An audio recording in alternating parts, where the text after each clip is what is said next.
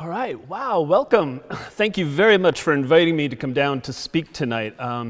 Whenever I get the chance to talk about pirates, I always look forward to it, and it seems like I always get a good crowd. Pirates are one of those subjects that is wonderful to teach because everybody knows a little bit about it. Everybody is fascinated with pirates. When I tell people that I've taught a course on the history of piracy for the past 13 years in Boston, naturally, almost always their reaction is, "You can take a course on that? Can you major in that?" Everybody is fascinated with pirates, whether it's the fictional stories of Treasure Island or the actual stories, the real histories. It is a fascinating subject, and one that even after teaching for 13 years, more than 1,000 students, I still learn something every time I teach the course. There are dozens of stories.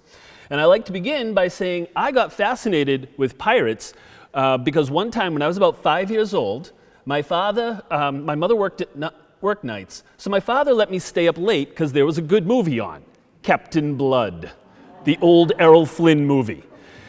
So I got to stay up late. There were pirates, there was sword fighting, and I was with Dad. It was great. I was hooked. So when I got the chance, when I went to college, graduate school at BC, I was working with a constitutional and legal historian, and we were looking at the piracy trials that took place in Boston. And it started a lot of research that I've done over the past 25 years now. And what most people assume is, pirates, they were just in the Caribbean, right? No, they were everywhere. They were in Boston, they were in Newport, they were on the Cape, they were in this area. They were all around. And the fascination with them is nothing new. Most of us now would think, Pirates of the Caribbean, when that came out, the movie came out in 2003, it was a huge blockbuster, right? Everybody was suddenly re-fascinated with pirates. Well, that fascination existed even when pirates were still sailing, back in the 1700s, back in the 1600s. So what I've done over the course of the years in teaching my class is really try to look at a lot of the local connections, look at the fascination that we all have with piracy, and look at the New England contribution to this piracy history. And it runs back to the earliest days.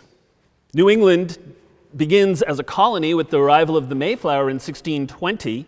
Well, in 1621, the Fortune, the second ship to come over to bring the second group of settlers, it heads back towards England, and while it is in the French Channel, it is captured by French pirates. Now, Plymouth, under Governor Bradford, was a small little port. By 1645 and 46, it was basically being deserted. They actually voted to abandon Plymouth as the capital of Plymouth Colony. They were going to move down to Eastham, down the Cape. Much nicer, right?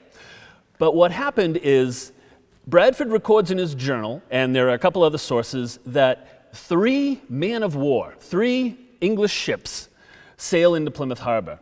As he writes, about the middle of May this year, 1646, came in 3 ships into this harbor, Plymouth, in warlike order. They were found to be men of war. The captain's name was Cromwell, who had taken sundry prizes from the Spaniards in the West Indies. He had a commission from the Earl of Warwick. These 3 ships were filled with about 80 Caribbean Buccaneers. The Buccaneers of the Caribbean were a mixture of English, French, Dutch, other ethnicities, but a lot of them were led by English captains.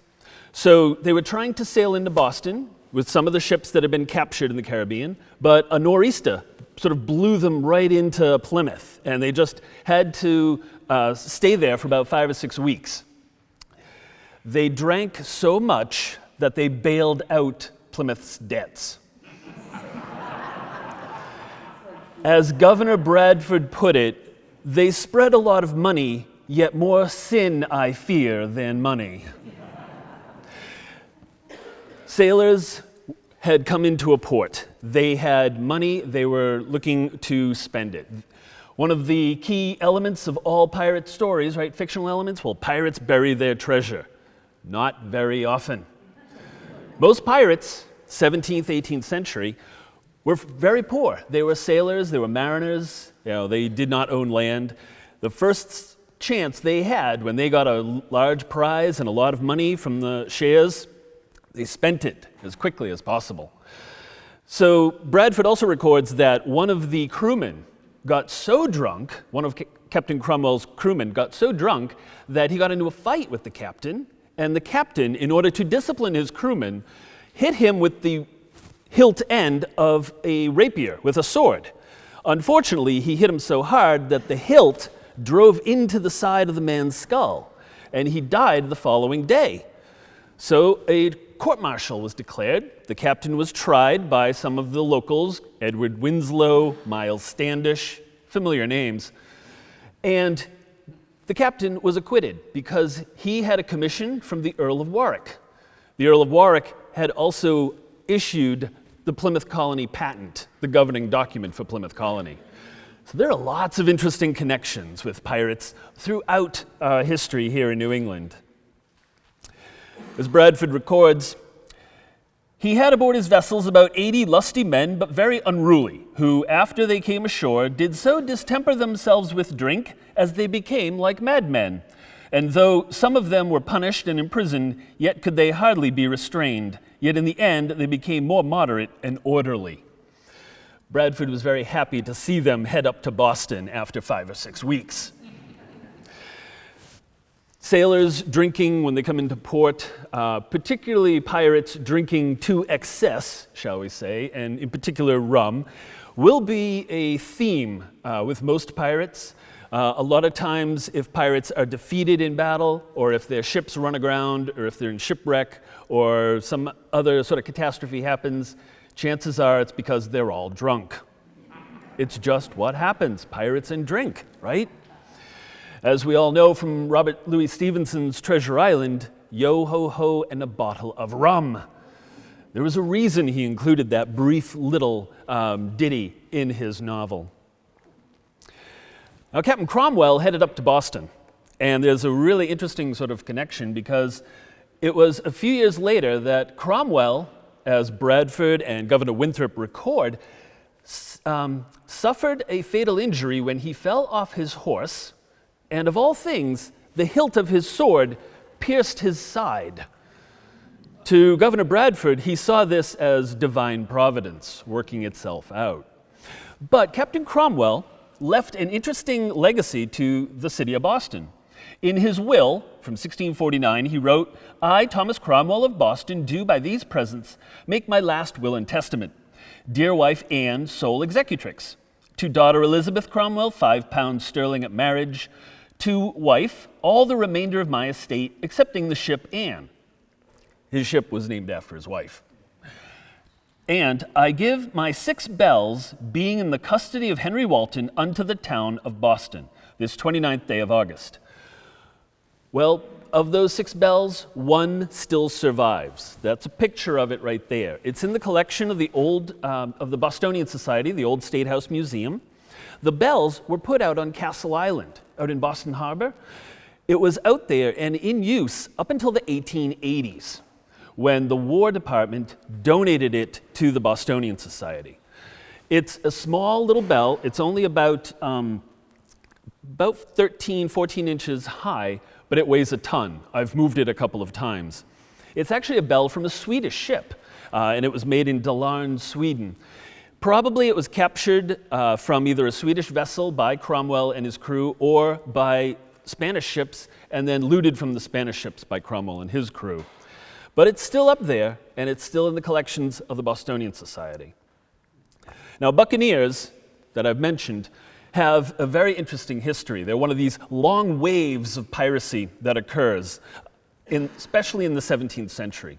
Buccaneers were the account written about them.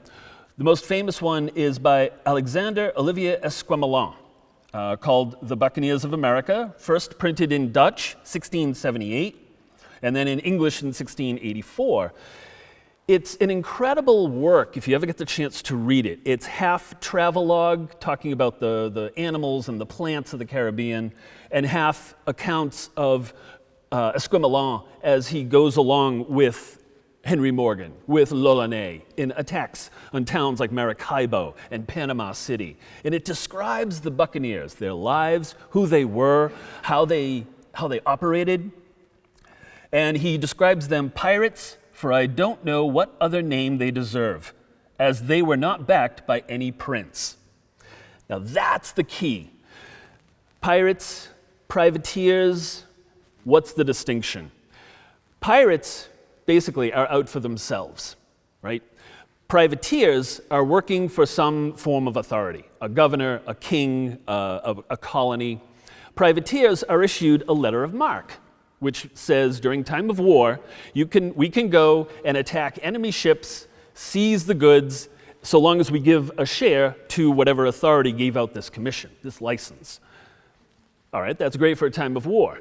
Say the time of war ends, you're on the losing side, you say, well, I lost a lot of goods and money, so I get a letter of reprisal, and I can go out, attack them, even though the former enemy ships, steal their goods so that I can recover my losses. You can see how that can be abused very quickly. That is exactly what happened in the 17th century, particularly with the small, struggling English, French, and Dutch colonies in the New World. Any governor who is facing a shortage of cash issue a letter of marque to a sailor, to his vessel and his crew, say, if you go out, you raid the old enemy of Spain or Portugal, share 1/3 of the treasure with me, I'll protect you legally. That's a privateer. But once again, you can see how quickly that can be abused. Now, the name Buccaneer comes from bucan, to smoke. And it describes the origins of the Buccaneers as a community down in the Caribbean. On the island of Hispaniola, French, Dutch, English settlers, mariners, sailors, former indentured servants, ended up on the island of Hispaniola, which was basically abandoned by most of the Spanish. But they left behind cattle and pigs. So these feral cows and pigs are roaming the island, so they become hunters. They head up into the hills in small groups, start hunting the cows, the pigs. They smoke the meat. They create beef jerky, basically, and they bring the ox hides, the smoked meat, back to Tortuga every couple of months to a town fair. They sell off the goods. They get some new weapons. They head back up. They also start planting tobacco. The three employments: hunting, planting. Tobacco is a popular cash crop at the time. And then they realize, well, if we just start taking little boats out, attacking the small Spanish packet ships, we take the ships, we take the goods, this works. And being hunters, they're excellent marksmen. And they develop into basically a community. And they call themselves Frères de la Côte, the Brethren of the Coast.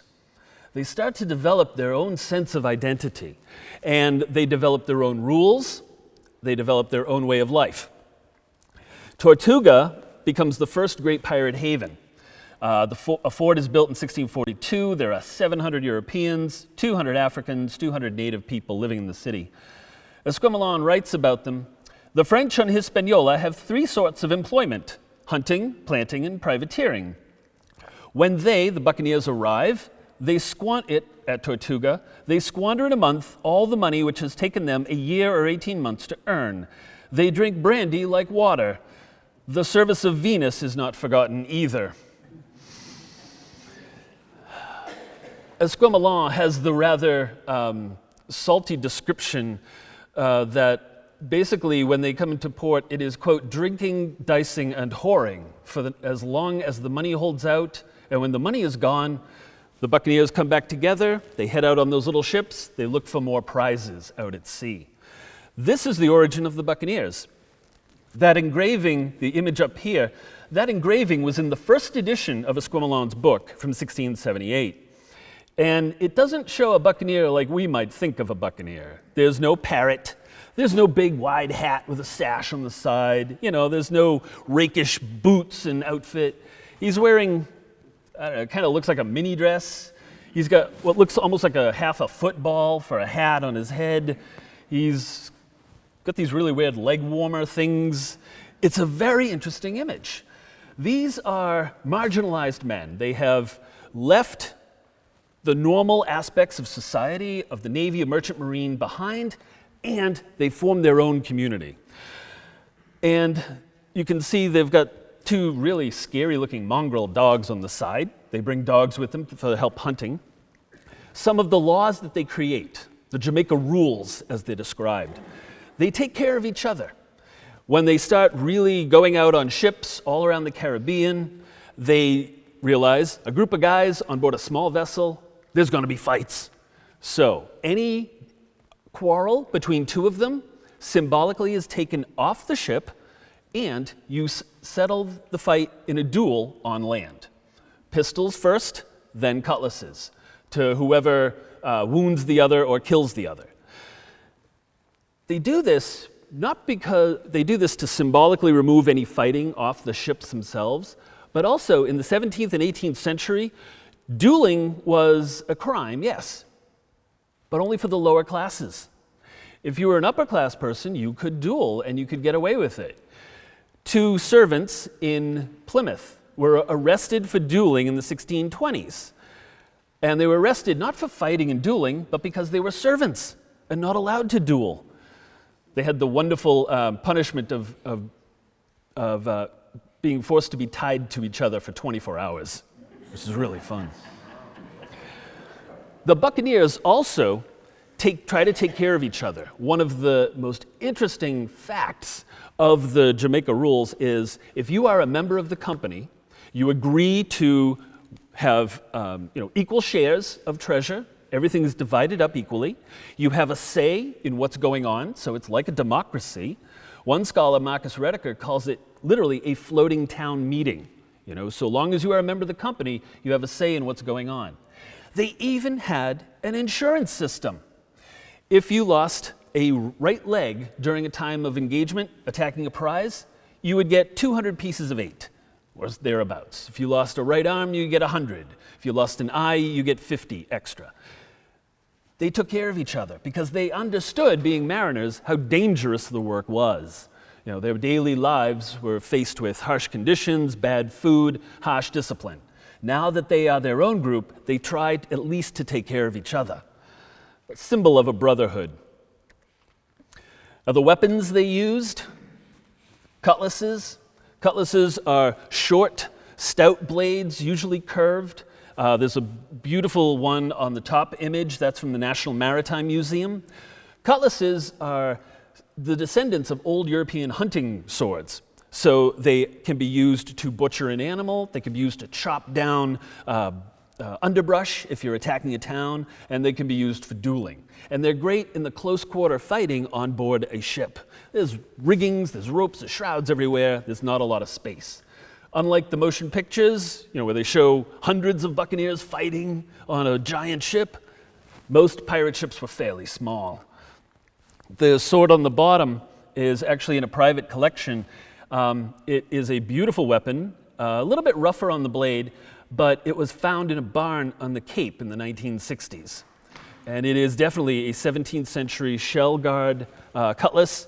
And you can see the image of Rock the Brazilian here, one of the early Buccaneer captains from the 1660s. He's holding almost exactly the same type of sword as in both pictures. Now, the second great pirate haven, Port Royal, was an English port in Jamaica. Jamaica was taken by the English from the Spanish in 1655. A fleet under General Robert Venables and under Admiral Sir William Penn, the father of William Penn who founded Pennsylvania, were sailing to the Caribbean with several thousand men after the English Civil War. So a lot of them were old parliamentarians, Puritans. They were described as wearing the faded red coats of the New Model Army. The New Model Army was the army that actually voted its officers, the most able officers. So this comes into the Buccaneers as well. Also in that fleet, Edward Winslow, one of the Mayflower Pilgrims. They were going to take Hispaniola. They failed. It was a horrible military disaster. They didn't want to go home empty-handed, so they decided, let's take Jamaica. They established Port Royal out on this little spit of land across Kingston Bay. The city became the capital of English Jamaica. within 5 years, it went from 0 population to 4,500 Europeans and 1,500 African slaves. Port Royal has a reputation as one of the great pirate havens. I like the statistic that Port Royal, in the decades it existed at its height, had 1 tavern for every 10 people. Yeah, the good old days. Boston, by comparison, in the same period, had 1 tavern for about every 65 to 70 people. Port Royal did welcome the Buccaneers after the late 50s. It was because they were bringing in hard cash. They were bringing in goods. They were bringing in slaves. Port Royal becomes the biggest slave market of the Caribbean. It is also an extremely cosmopolitan city. There are Spaniards and Portuguese alongside English, French, Dutch, Africans who are both enslaved and free, Native Americans both enslaved and free. There are goldsmiths, there are silversmiths. It is an incredible city until 1692, when unfortunately a major earthquake takes about 1/3 of the city and knocks it under the water. The University of Texas has been doing digs in Port Royal since the 1960s, had uncovered hundreds of thousands of incredible objects. Well, Port Royal also had interesting connections to New England. This is Henry Morgan.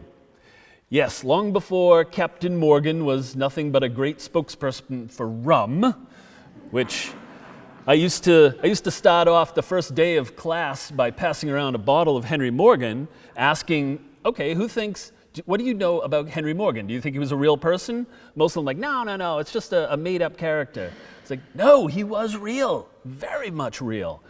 I was also very disappointed that the bottle always came back full and unopened.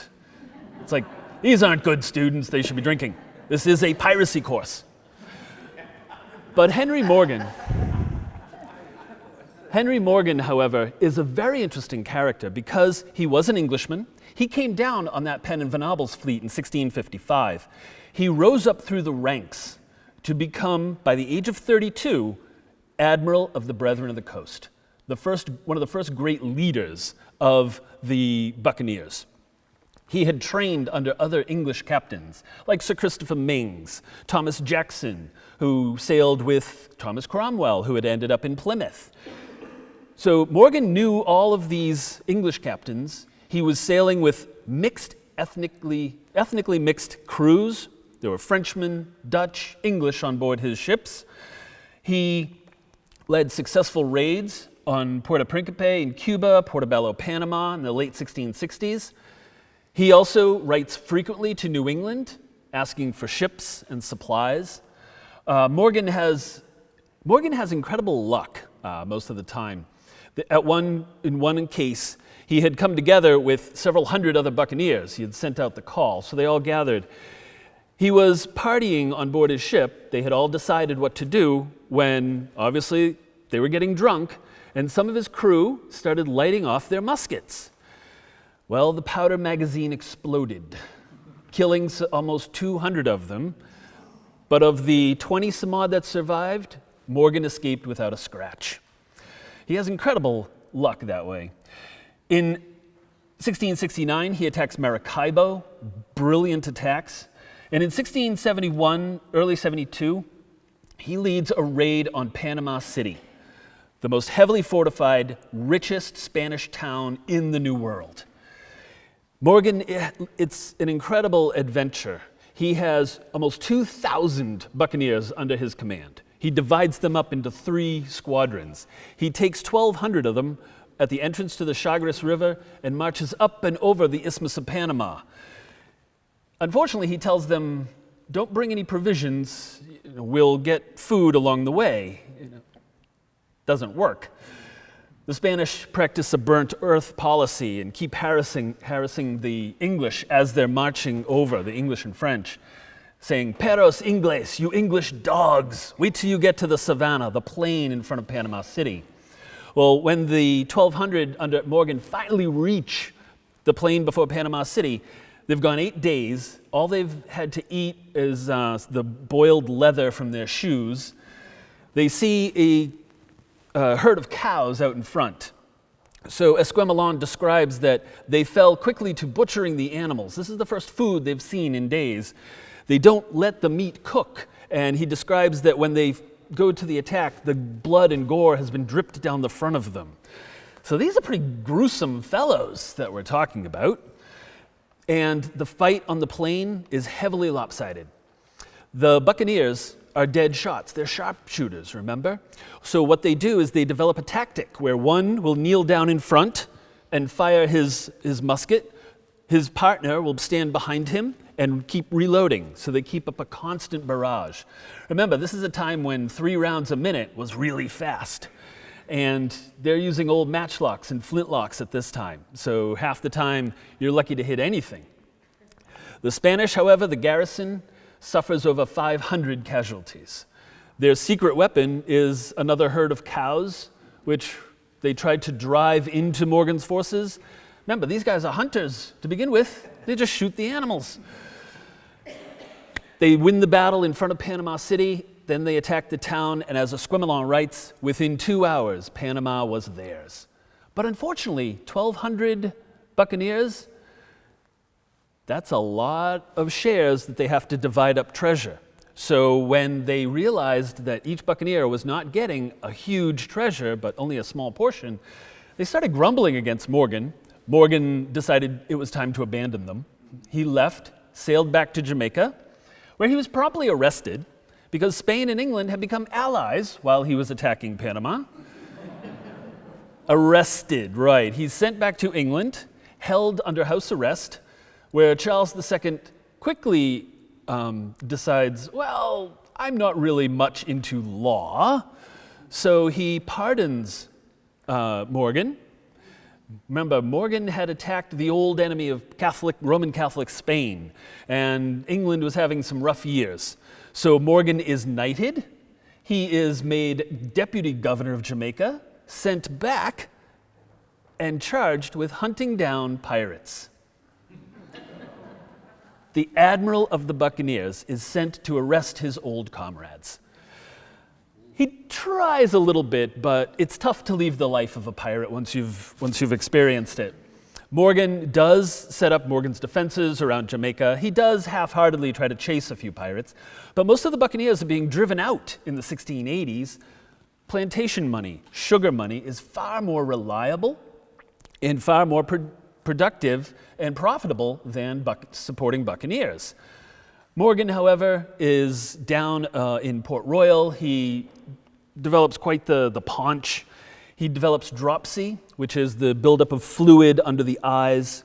He dies at 53 in 1688. He's given a state funeral. Morgan is one of the interesting characters. He's one of the ones that actually is able to leave the life of a pirate. He also dies one of the wealthiest slave owners, plantation owners in Jamaica. And if I remember correctly, he owns something like 500 gallons of rum and his own distillery. Rum and pirates. It's an old tradition. We have our own similar types, Morgan types. This is Sir William Phips. Phips was born up on the coast of Maine in 1651. As Cotton Mather describes him, he was one of 26 children.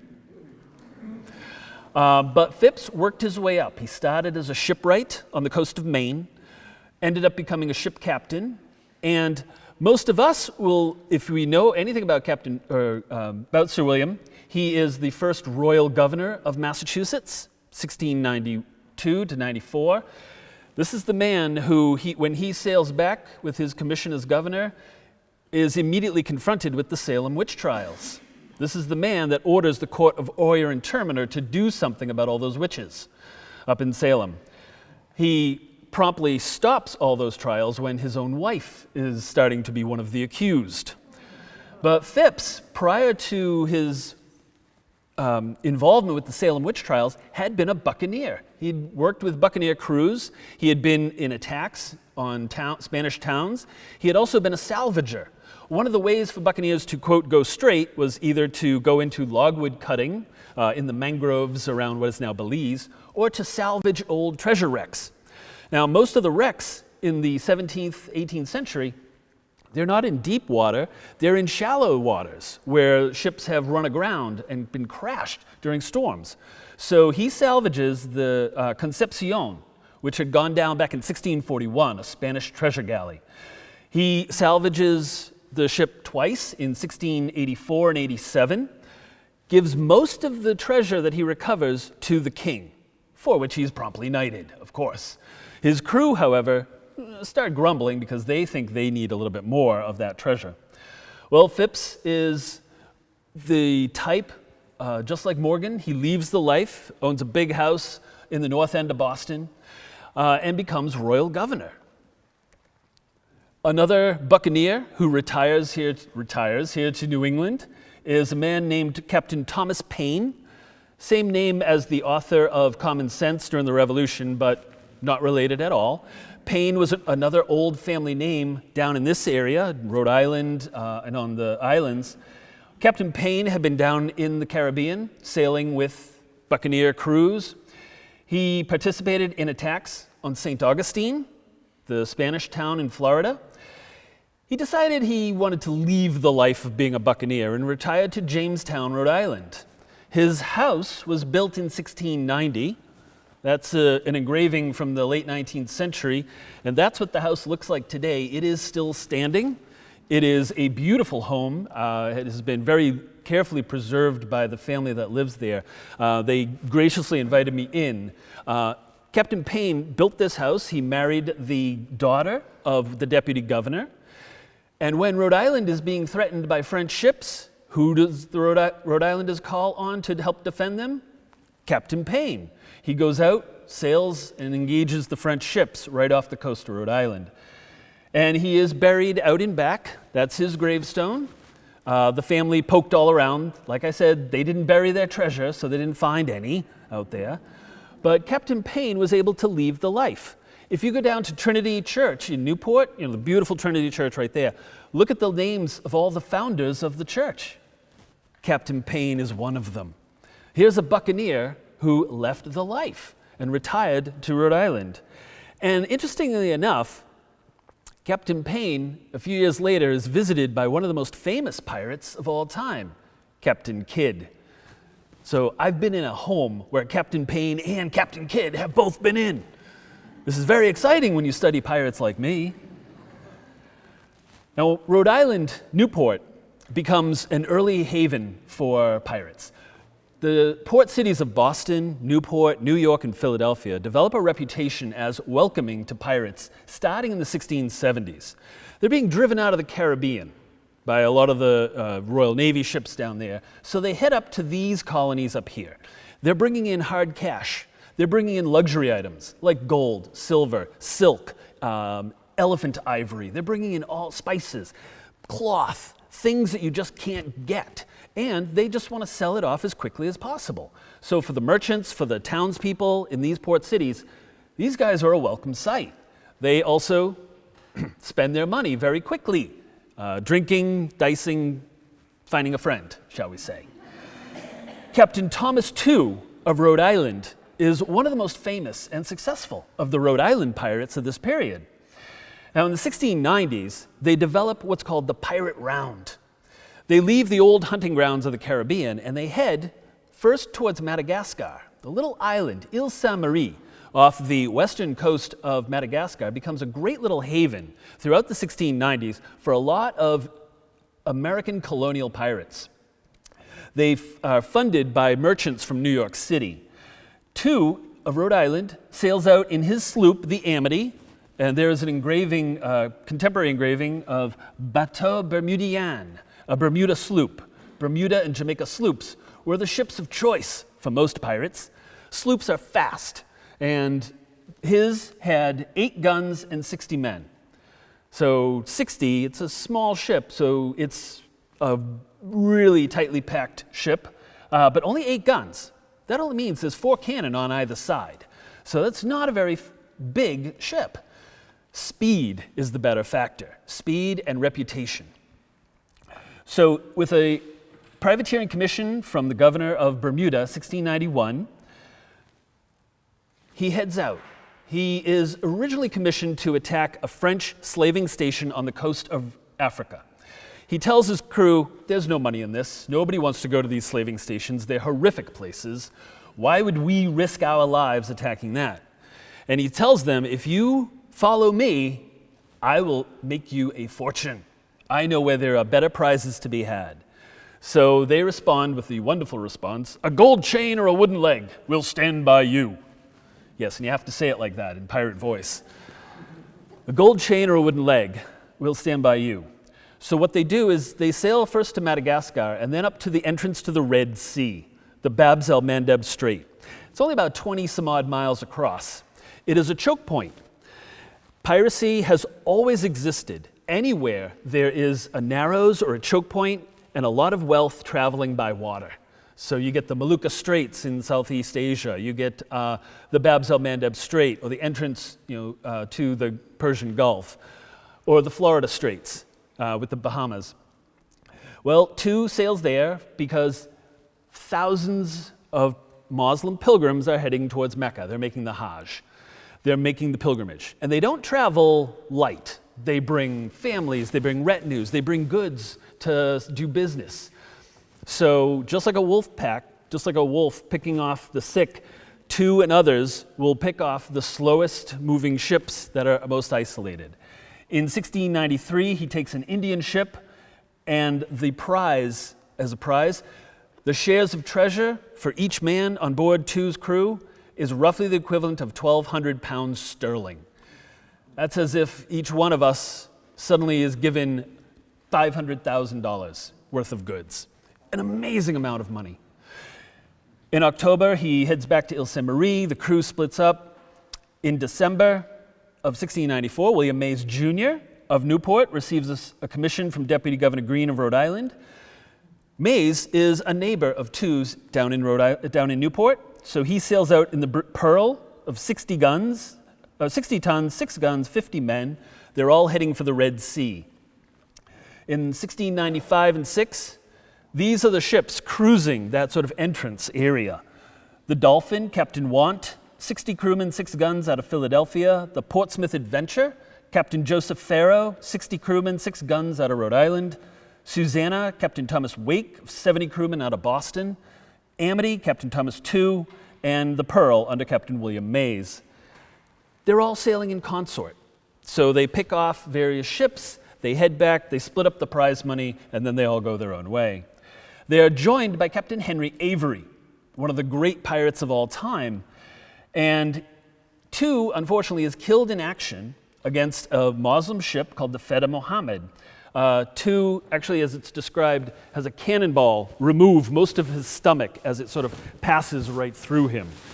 So it's dangerous life being a pirate. Avery captures the ship. He also captures the Ganji Sawai. When Avery's crew splits up the treasure, each man has roughly 2,400 pounds sterling worth of goods and treasure. Amazing amounts. It's one of the biggest prizes in history. Avery and his crew sail to the Caribbean. Some possibly come here to the North American colonies. Avery disappears. According to some sources, he dies penniless, not even able to afford a coffin. But I think he just sort of slips away. He gets an alias and lives quietly someplace. Several crewmen, however, are tried and executed in London in 1696. And there's a ballad, Bold Captain Avery, which is printed and reprinted over and over to celebrate, quote, one of the kings of the pirates. Now, William Mays, he had been a neighbor of Two. He had been with Avery and Two over at the Bab el Mandeb Strait. He sails back to Rhode Island. In late spring 1699, he returns to Newport. There's a warrant out for his arrest as a pirate.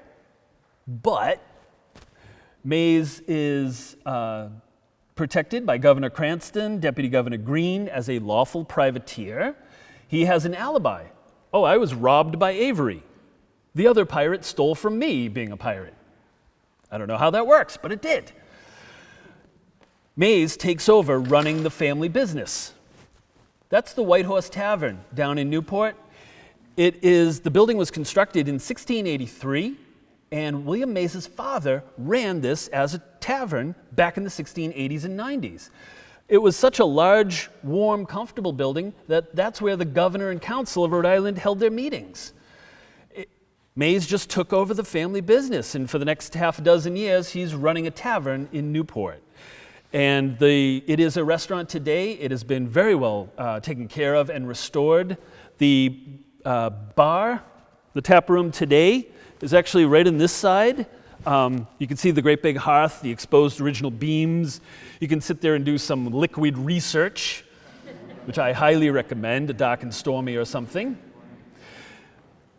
But it's an example of the local connections protecting one of these pirates. Now, here's the curious thing. Mays and Tew are specifically mentioned in a commission given to somebody sent out to hunt down pirates. None other than a sea captain named William Kidd, Captain Kidd, one of the most famous of historical pirates of all time. Kidd would never call himself a pirate. He considered himself a lawful privateer. This is a picture of his commission. You can see it is directly from King William III.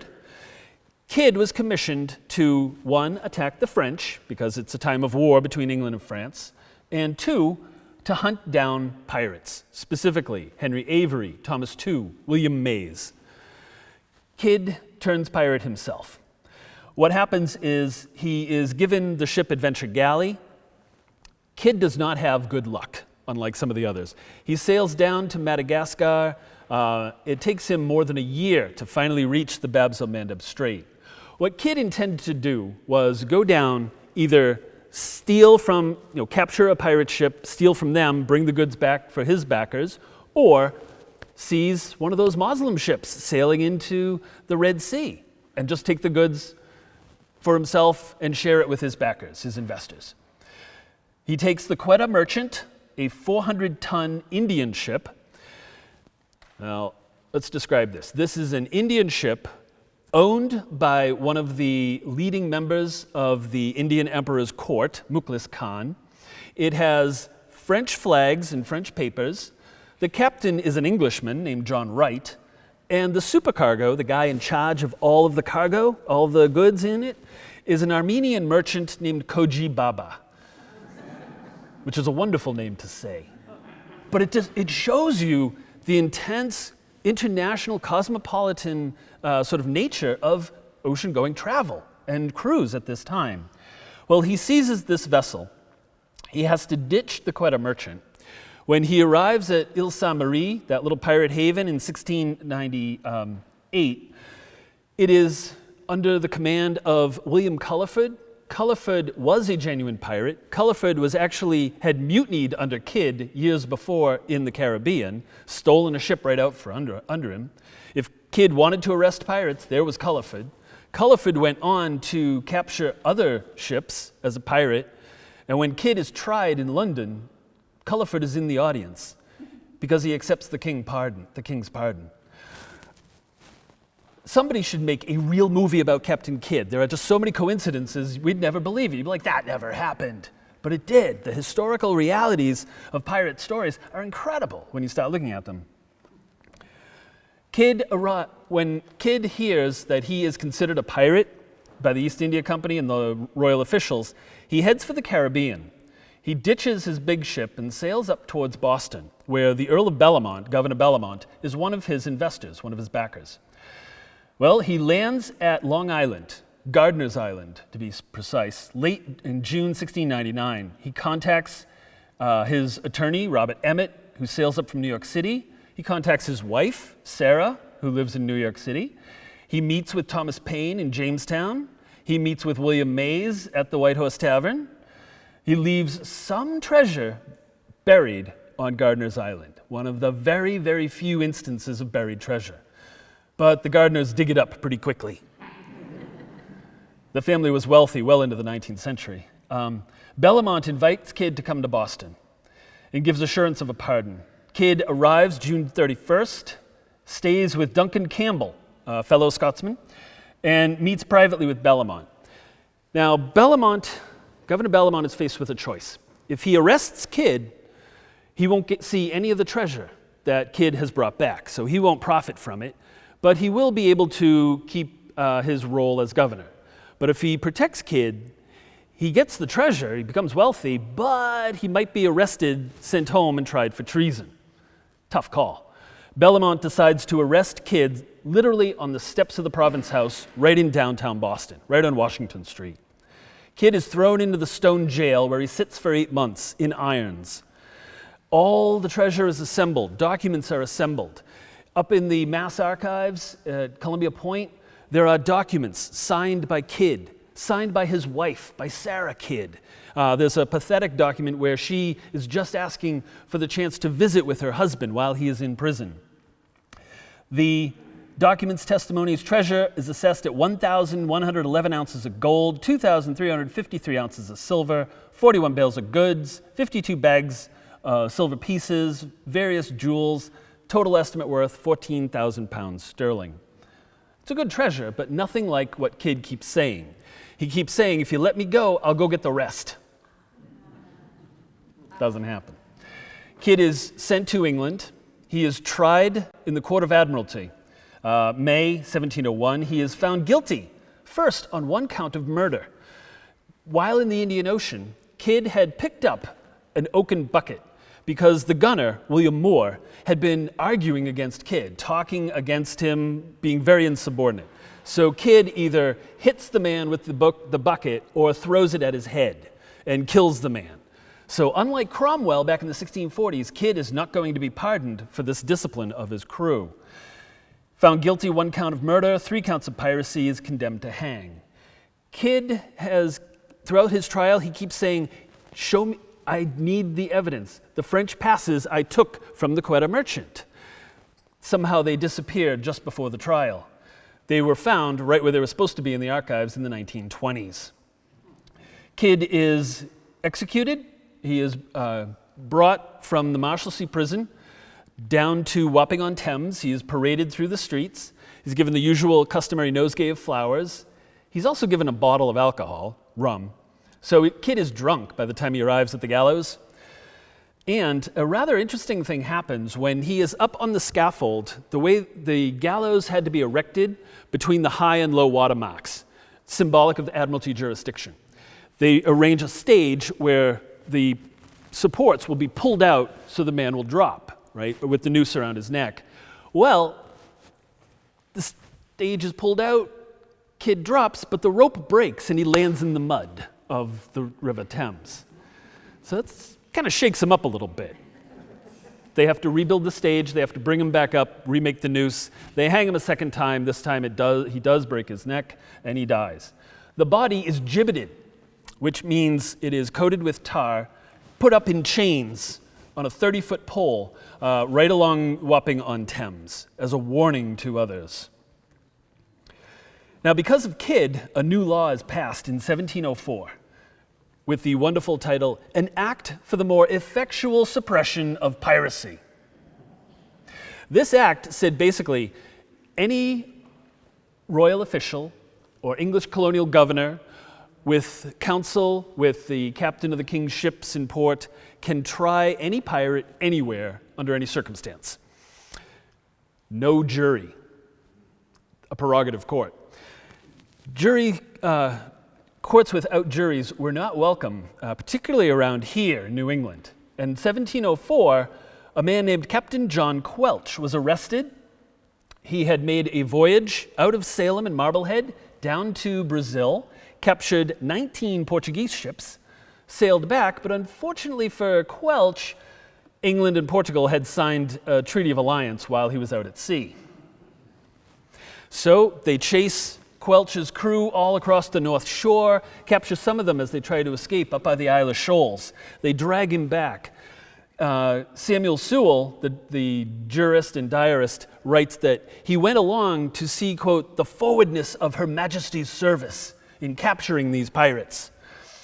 Quelch and others are tried in Boston. A special little broadside is printed up with some of their sayings, also with the prayer offered by Cotton Mather. He preaches execution sermons. Mather wrote, "The privateering stroke so easily degenerates into the piratical and proves an inlet unto so much debauchery and iniquity and confusion." Cotton Mather will make it his speciality to preach execution sermons to condemned pirates. Quelch is tried and executed right where the Washington Street Bridge is over from the North End into Charlestown.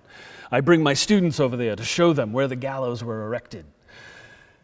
Piracy takes on its last, most colorful form in the Golden Age in the late 17 teens and 20s. Estimated 2,400 vessels were taken as prizes in that 15-year period. 250 are destroyed. 95% of the attacks happen in the Atlantic Ocean, North America, Caribbean, West Africa. This group, the last group of the Golden Age of piracy, they're out plundering for themselves. So they're not backed by anyone. They don't have commissions at all. These are the most colorful of all the pirates. According to Marcus Redica, the scholar, 4,500 to 5,500 pirates from 1714 to 1727 went, quote, on the account, as they describe it. That's one of their euphemisms for turning pirate. One of their terms for themselves by this time, gentlemen of fortune. I like that. This is Marconi Beach. I took that picture some 20 some odd years ago on April 26, 1717. The Witta Galley, under the command of Captain Black Sam Bellamy, was sailing northward in consort with several other ships. Bellamy had been an old privateer during Queen Anne's War. After the end of the war, thousands of privateers, sailors, mariners were suddenly out of work. They all ended up assembling down in the Bahamas on Nassau Island, New Providence Island. They start heading out. They start salvaging treasure wrecks. They start heading out throughout the Bahamas, the Caribbean, and up here along the North American coast. So Bellamy, according to a local legend, is trying to come home to the Cape to visit his former lover, Abigail Hallett. Abigail? Something like that. Chances are he's just sailing up along the coast, but unfortunately he hits a nor'easter. So he's being driven in along the shoals right along Marconi Beach. That's dangerous water out there. Any sailor will tell you how difficult it can be to sail up along the coast, the outer coast of the Cape. I went there on a really hot day in July several years ago with my wife, and as soon as we, 90 plus degrees, 100% humidity, as soon as we walked over the other side, there was this cold wind blowing right up the coast. So it's real changeable out there. Well, the Witta is sailing northward, and unfortunately they had just taken another ship as a prize the day before. What did it have? Barrels of wine. They were sailing drunk in the eye of a storm. The Witta galley starts to come a little too close to the shore and literally topples over itself. When Barry Clifford and his divers found the Witta, the wreck of the Witta, it had been spread out over almost 1.5 miles, 2 miles. They've pulled up a couple 100,000 objects. Of the 146 pirates on board the ship, only 2 survive. There were 130 pirates, 16 prisoners, 2 only survive. John Julian, who was thought to be a Native American, and Thomas Davis, who was a 22-year-old Welshman. He was what was called a forced man on board the ship. Anybody who had a special skill, like a carpenter, if they didn't want to join the company, they didn't have to, but they'd be kept on board and be called a forced man. Some of the other ships run aground. 7 of the crew of the Marianne try to escape, but are captured, brought to Boston. Captain Cyprian Southwick is sent down to salvage the wreck, but by the time he got there, several days later, all the locals had already sort of picked up everything of value. The only thing they really left behind were the bits of wood and all the mangled corpses of the pirates that had washed ashore. All the locals said, "Oh yeah, we didn't see any goods." "No, not us. Nope. Now at this time, there are, as I said, at any given time during that period, up until 1730, hundreds of pirates sailing around. Captain Black Bart Roberts here is a particular favorite of mine. He's one of the most famous, even though because one of his associates, a pirate by the name of Walter Kennedy, abandoned him, mutinied against him, stole one of the smaller vessels out. So Roberts has a hatred of Irishmen. And Roberts also doesn't drink alcohol. He's described as a teetotaler. My favorite pirate doesn't like Irishmen and doesn't drink alcohol. That's rough. But Bart Roberts is also one of the most famous pirates because he captured more than 400 ships as prizes. He was extremely intelligent. He's also known as Black Bart, the great pirate Roberts. He sails, his career lasts from November 1718 to February 1722. He is sailing all around the Atlantic. He's off the coast of Africa, off South America, in the Caribbean. He's off Newfoundland. I actually brought my wife up to Newfoundland a couple years ago and drove for hours to find Trepassey Harbor, which is this tiny little fishing village on the Avalon Peninsula. I mean, it looks like something straight out of the 18th century. Bart Roberts is described as sailing into Trepassey Harbor where there were 22 ships in the port. So Bart Roberts tells his crew, get up in the shrouds, start firing off your weapons. He has musicians on board, start banging the drums, blowing trumpets. Sailing in, and he flies the black flag. This is the generation that has, this is the group that have the Jolly Roger flags, the skull and bones. The people on the 22 ships just give up without a fight. His reputation had preceded him because in newspapers all around the Atlantic, stories and accounts of Bart Roberts had been circulated. So these fishermen decide, I am not even going to try. Here, just take whatever you want. And Roberts has one of the great quotes that you will see in any history of piracy. In an honest service, there is thin commons, low wages, and hard labor. In this, piracy, plenty and satiety, pleasure and ease, liberty and power. And who would not balance creditor on this side when all the hazard that is run for it, at worst, is only a sour look or two at choking? No, a merry life and a short one shall be my motto. Yeah, I mean, this is the type of pirate we always want, right? This is the sort of self-righteous, really sort of, swashbuckling figure that we want in the movies, right?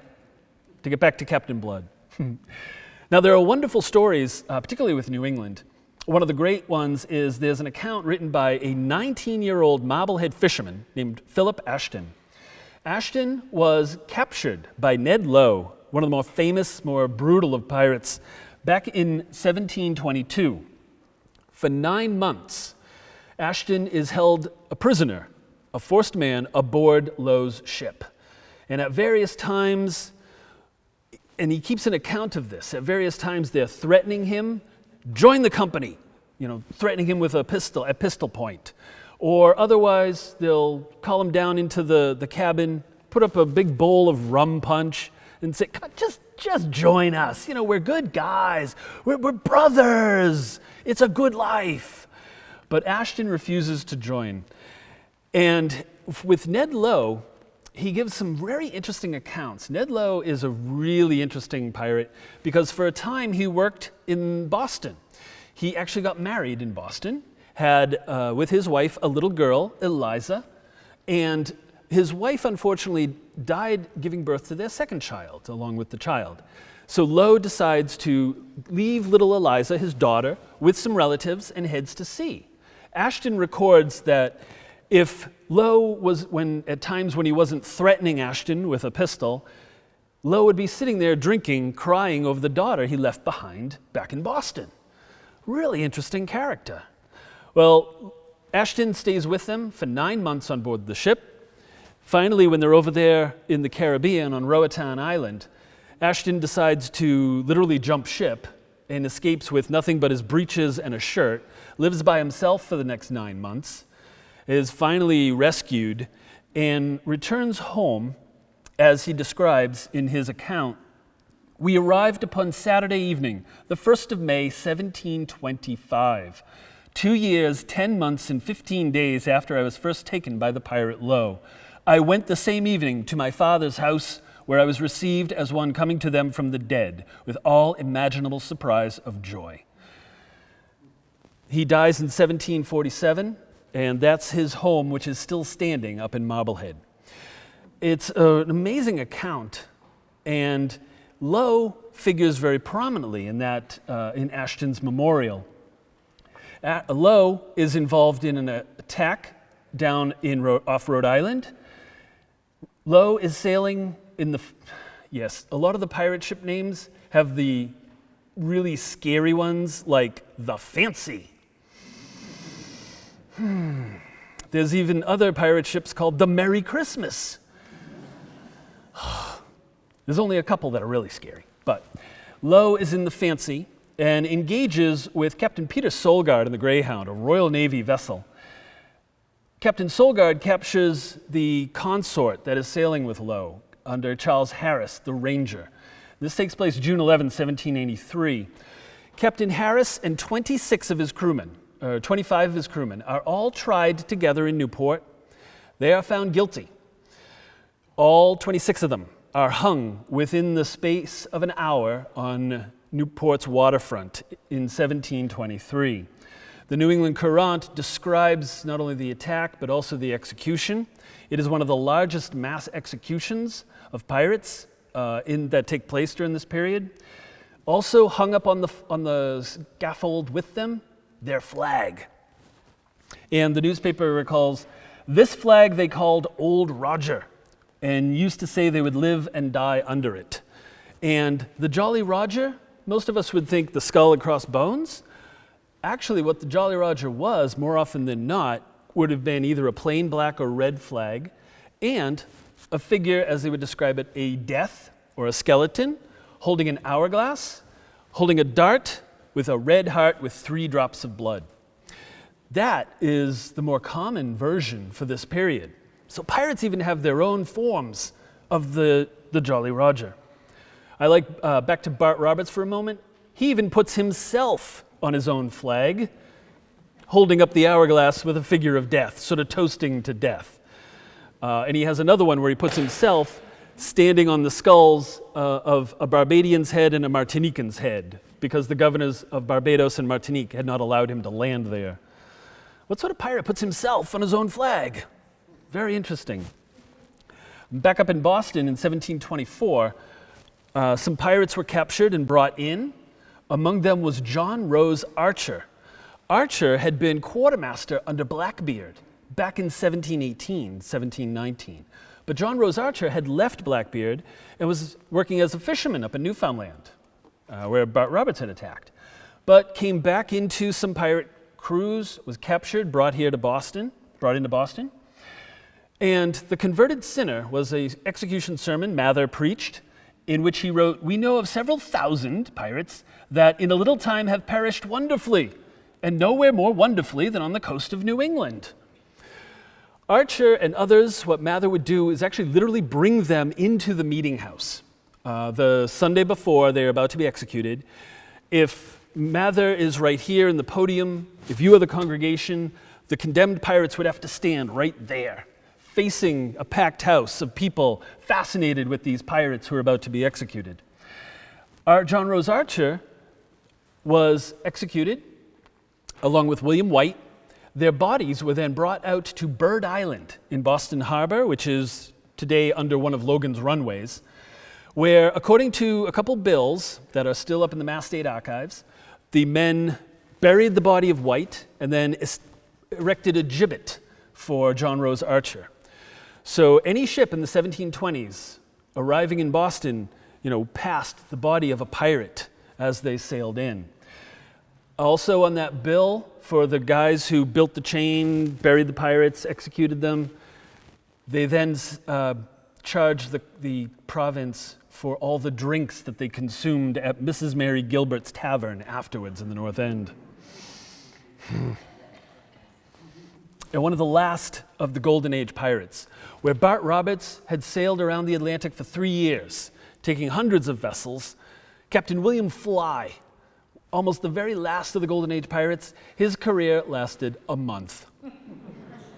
By 1726, a concerted effort on the part of ministers like Cotton Mather, on the part of authorities like the king and the governors, part of the Royal Navy, And also with just fewer and fewer men joining pirate crews, the number of pirates drop to about 200 by the spring of 1726.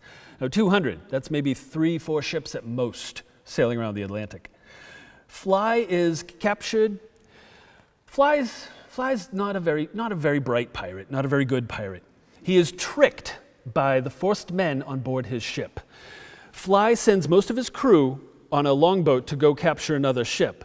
And on the ship that Fly has, there are 5 pirates, the captain and 4 of his crewmen, and 15 forced men. He puts the forced men up in the front in the bow, and he's in the stern manning the tiller. Well, the other 4 pirates are downstairs. One of the forced men says, "Hey, Captain Fly, come forward. Look, there's another ship off the side." "Oh, okay." Captain Fly comes up to look through the spyglass, and the forced men jump him. Then they go downstairs, they capture the other pirates, they turn the ship around, bring it into Boston. And they were all arrested and tried because this was when you were innocent and you were guilty until proven innocent. But all the forced men are pardoned. Fly is sentenced to be hung with some of his crew. He is hung in Boston. But Mather preaches one of the last of his execution sermons, and Fly wants nothing to do with him.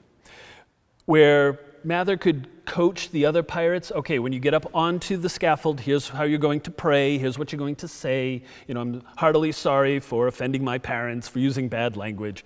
Fly will have none of it. Fly jumps up onto the scaffold, doffs his hat to the crowd. He has done nothing but drink a bottle of rum during the day. And Mather just does not know how to handle this unrecalcitrant, unpenitent pirate. Fly is executed, and Mather preaches his sermon. He publishes it. It seems they forgot, pirates, how bad a coast New England has been for pirates to come upon. And if you take a harbor cruise in Boston today, if you go out, you'll see this little monument out there. This marks the shoal where once was an island called Nix's Mate. Nix's Mate, back in 1726, was a little island of about 11 acres. They used to bring sheep out there for grazing. Well, this was where the body of Fly was gibbeted. So, late 1720s, every ship sailing into Boston goes first past the body of Captain Fly and then past the body of Quartermaster John Rose Archer. Welcome to Boston. But this was the end of the golden age of pirates. And the other great source was Captain Charles Johnson's A General History of the Pirates. Between Esquemelin's Buccaneers of America and Captain Johnson's history, this is the title page, it covers most of the golden age pirates, from the Buccaneers like L'Ollonais and Morgan, through the Madagascar pirates of Tew and Kidd, and then up to the last group, Blackbeard, Bart Roberts, and particularly the women pirates. There were 2 women pirates, Anne Bonny and Mary Read. They never made it up here to New England, but they both were found to be dressed as men. They both ended up on the same pirate ship. They both discovered that they were both women dressed as men aboard the same pirate ship. They discovered that when Mary Read developed a crush on Anne Bonny and said, "Okay, I gotta tell you something." And both of them, when they are captured, they're sailing aboard Calico Jack Rackham's ship.